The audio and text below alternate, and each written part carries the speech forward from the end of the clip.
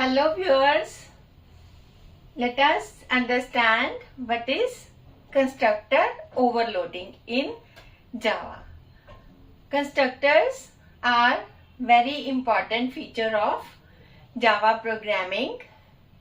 And what are constructors? Constructors have same name as class name. Constructors do not return any value and they do not have any data type, not even void. The purpose of constructors is to initialize the objects as soon as they are created in memory. So now let us understand what are constructors through some example. So let us define a class rectangle to overload constructor rectangle. So define a class rectangle. Class name is rectangle. Then there is the data members of this class are, which are also known as attributes of the class. These are the attributes of the class: length and breadth. Length represented by L and breadth represented by B. Then now let us define a default constructor.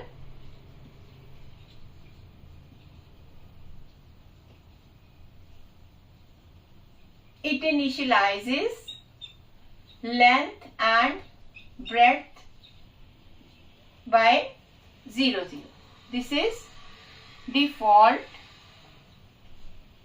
constructor.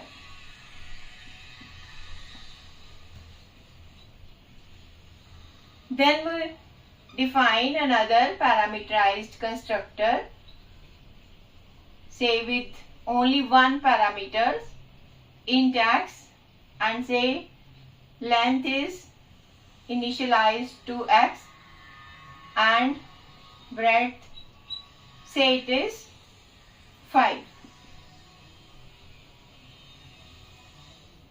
Then we can have another constructor with two parameters.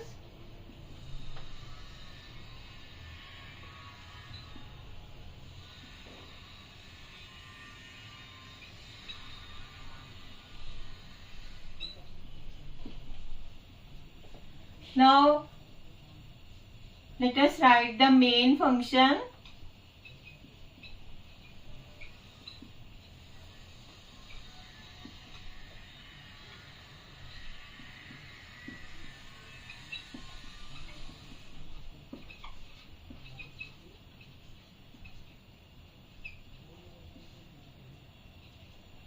Create object of the class .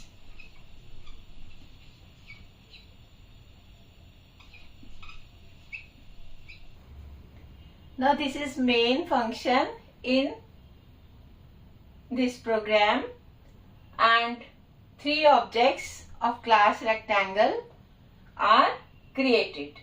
obj1, obj2 and obj3 are the three objects of class rectangle, and new is the operator which allocates memory to the objects. Now when obj1 is created, this statement is a call to default constructor which initializes the data members L and B by 0, 0. So length and breadth of rectangle is initialized to 0 for obj1. The next object obj2 is created in memory with parameter 10.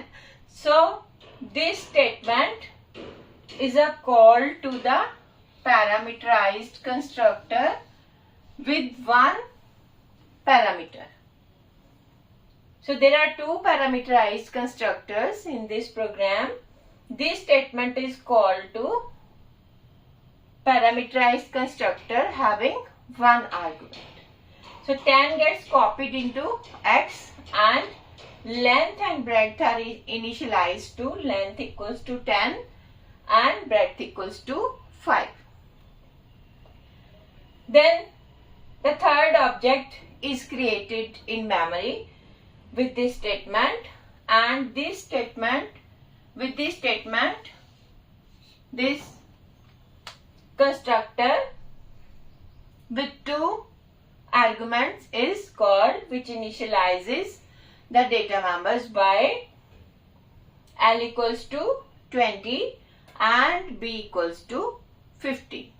So objects are initialized as soon as they are created in memory. Now in case we do not define any constructor in a class, then the compiler invokes the inbuilt default constructor which initializes the data members of the class. Now this is default constructor with values 0, 0. So what is a default constructor? It is a constructor without any parameter which initializes the data members by some default values. Then is parameterized constructor. It has got only one argument and it initializes the length with given value and the breadth is initialized to 5 in this case.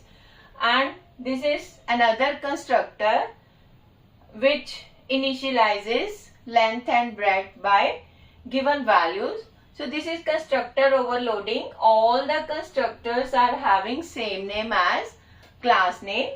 There is no return type of the constructors, and the purpose of constructors is to initialize the data members as soon as they are created in memory.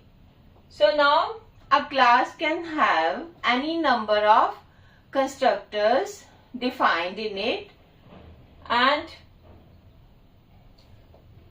when we create the object, there is matching of the parameters that which constructor is to be called. So this is constructor overloading. So constructors play an important role in Java because during the object creation only the data members are initialized.